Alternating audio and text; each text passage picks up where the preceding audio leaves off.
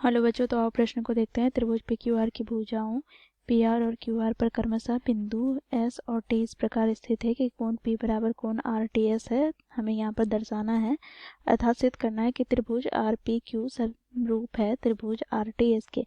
तो दिए गए प्रश्न की मुख्य अवधारणा की बात करें तो बच्चों यहाँ पर हम देखेंगे, यदि किसी त्रिभुज के दो कोण किसी अन्य त्रिभुज के दो कोणों के क्रमशः बराबर हो तो वे त्रिभुज समरूप होते हैं। अर्थात बच्चों यहाँ पर हम देखें त्रिभुज ए बी सी तथा त्रिभुज डी ई एफ के। तो यहाँ से बच्चों देखो त्रिभुज ए बी सी के कोण ए के संगत कोण त्रिभुज डी ई एफ में कोण डी के बराबर है। साथ ही बच्चों देखो कोण बी का संगत कोण दूसरे त्रिभुज डी ई एफ में कोण ई के बराबर है।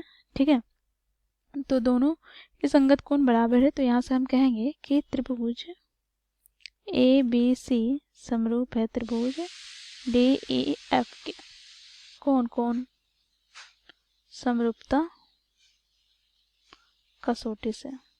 अब बच्चों हम प्रश्न की ओर चलेंगे। तो त्रिभुज पी क्यू आर की भुजा पी आर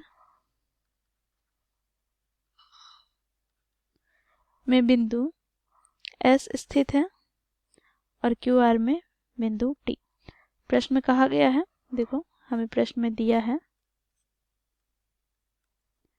कोण P बराबर है कोण आर टी एस के। हमें यहाँ पर सिद्ध करना है त्रिभुज आर पी क्यू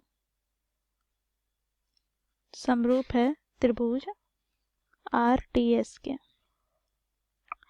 तो यहाँ से बच्चों हम प्रमाण की ओर चलेंगे। तो यहाँ से हम देखेंगे त्रिभुज आर पी क्यू तथा त्रिभुज आर टी एस में। तो देखो दोनों ही त्रिभुज में बच्चों देखो कोण P अर्थात कोण आर पी क्यू बराबर हो जाएगा कोण आर टी एस के अर्थात इस कोण के। यह हमें प्रश्न में दिया है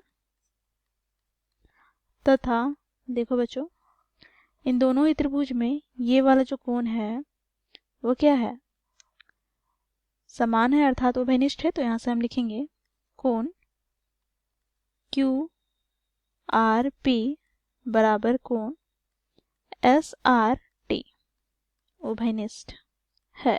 तो बच्चों मुख्य अवधारणा में हम लोगों ने देखा, यदि किसी त्रिभुज के दो कोण अन्य त्रिभुज के दो संगत कोणों के बराबर हो तो वे त्रिभुज समरूप होते हैं। तो यहाँ से हम लिखेंगे त्रिभुज आर पी क्यू समरूप है त्रिभुज आर टी एस के। कोण कोण समरूपता कसौटी से।